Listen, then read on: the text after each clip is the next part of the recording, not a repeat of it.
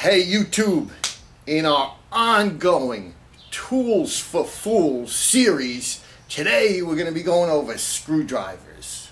And as you all may or may not know, I'm a full YouTube partner.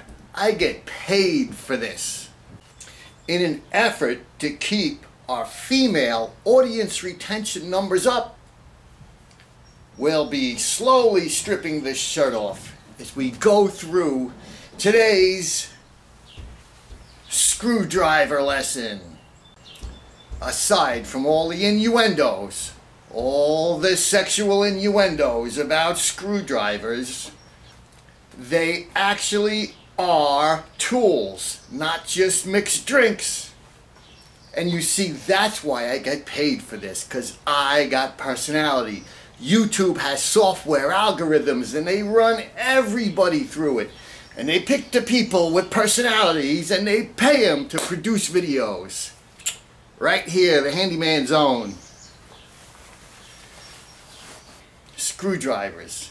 They're not only hand tools, also some power tools are actually screwdrivers. A screwdriver is made for turning or driving screws.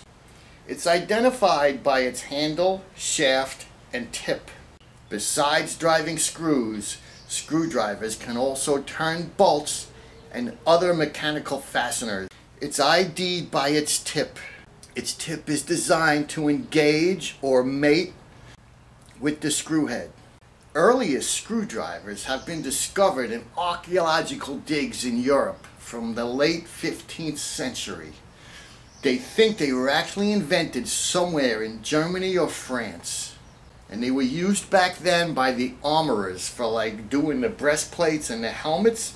And some of the earliest screws have been found in those old flintlock rifles, where they used the screw and clamp system to hold the flint in place. Screwdrivers come in every shape and size. You got Phillips, you got slotted, you got Torx, you got Star. They can do bolts, they can do square drive. You got tamper-proof screws, you got Robinson screws, Pazzarotti screws, screw locks, fearsomes, Japanese standard, reeds, and Prince screws. Those are all different type of screw heads that your screwdriver can be specifically designed to mate with.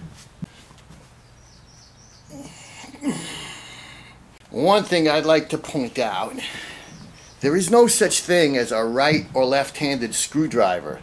So if anyone ever sends you on an errand, hey, go get me a left-handed screwdriver, it's a fool's errand. It's something they do like to a workman on his first day at the job as an intelligence test, you know, like if you got a job at a restaurant and they send you downstairs to get a pot of steam, a bucket of steam, you know, there's no such thing as a bucket of steam. There's no such thing as a left-handed screwdriver. Couple of tips I'll tell you about screwdrivers. You always want to match the screw to the screwdriver. Like you don't want to use a bladed screwdriver on a Phillips screw. Even though like a small bladed screwdriver would fit in a Phillips screw, you're not going to get good results. You're going to end up bending your screwdriver and stripping out your screw. Choose a handle that like your hand's not going to slip off. One that's comfortable in your grip. As far as slot head screwdrivers go, you're going to want to pick a screwdriver where the width of the tip of the blade is the same as the width of the screw head. It's a good idea to put safety glasses on. You never know when something's going to chip and fly in your eyeballs. Keep your tools clean. Don't let your handles get all dirty and greasy. It's going to help with your grip and keep you from getting cut and stuff. If you're working on electric stuff, always try to shut the circuit off before you go sticking a screwdriver in there. It's a good idea if you can to lock it out, which basically means like if you could shut the light switch off, put a piece of tape over it so no one comes in the room and accidentally, hey, you need lights, and they turn it on, you got the screwdriver there. Or if you have to and you can't shut the circuit, try to use an insulated screwdriver.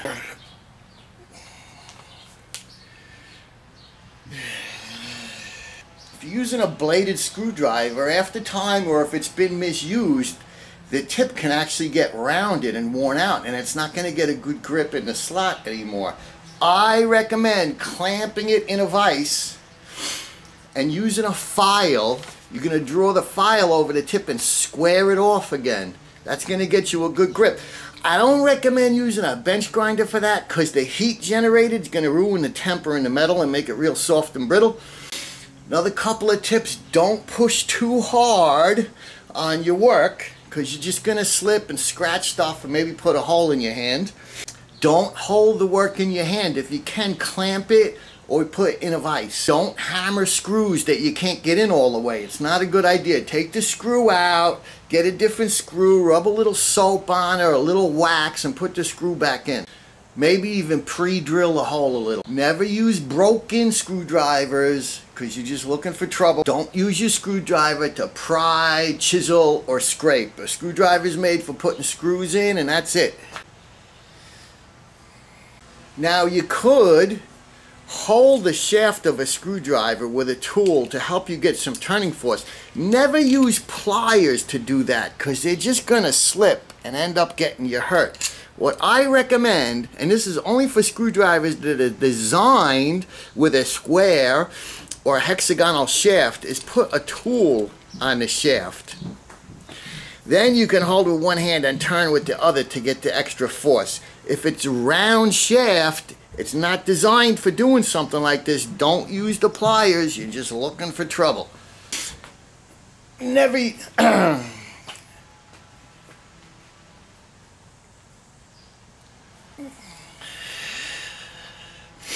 And never use a screwdriver as a circuit tester. Don't go sticking it between two wires to see if it sparks, to see if the circuit's working. Get a real circuit tester and do it that way.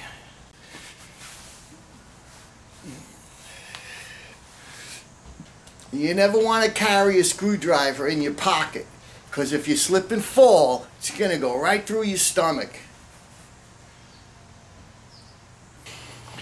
And just to give you guys an idea of the variety, shape, and sizes of screwdrivers available to you, I've put out a small assortment. Let's start down here. These are things that look like screwdrivers, but they're not.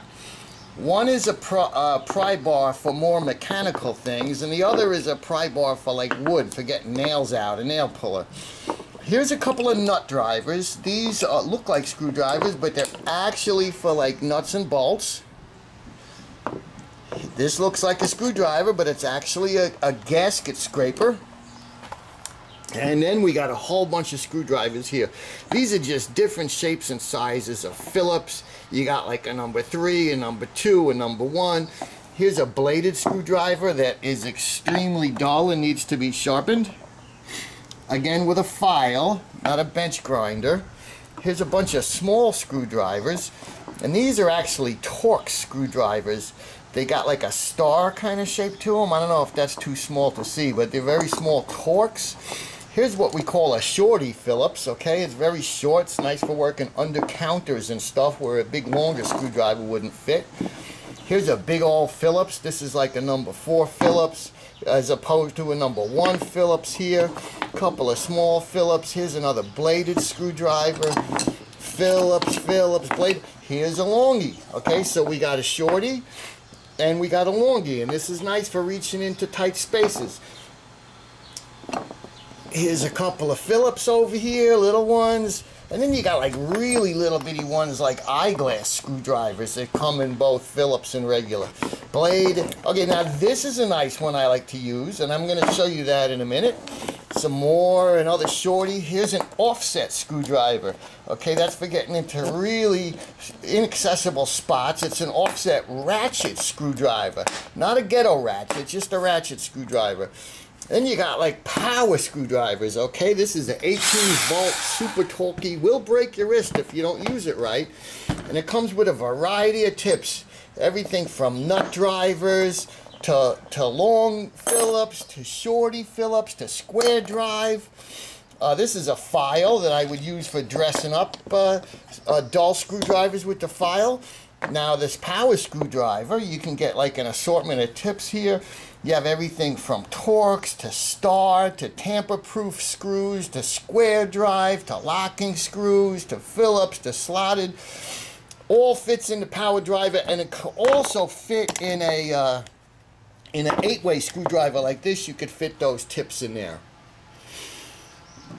Another Phillips, and you know, as you can see, I mean, there's, and this is just a small assortment of my screwdrivers. I've actually thrown out more screwdrivers than I actually possess now, and this is about half of what I got. I could go in the tool drawer and pull out even more to show you. So I told you I was going to show you this. This is like an 8-way screwdriver, and what it is, you could actually take the shaft out, and there's 2 ends on the shaft. Both ends, you could actually take the bit out, and like this bit has a number 1 Phillips and a number 1 bladed.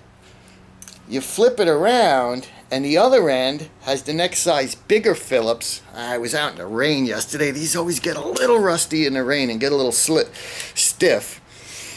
And you got the bigger slotted, and you got the bigger Phillips.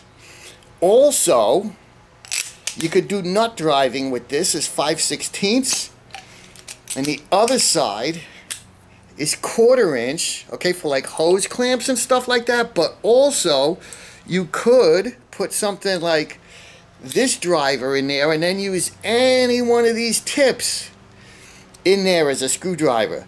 So lately, in my tool bag, I have been, like, this is like my go-to. This has been my go-to screwdriver in my business for like the last couple of years.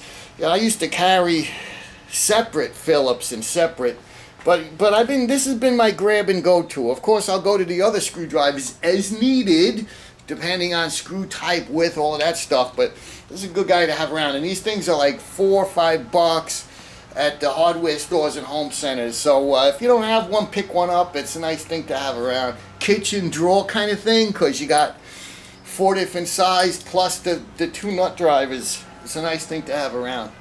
Thanks for tuning in to today's episode of Tools for Fools. I hope we kept the female audience retention numbers up with this video. I'm going to link right now to our last Tools for Fools episode, which was Hammers for Noobs. And I'm also going to put a link to a playlist of all of these Tools for Fools videos.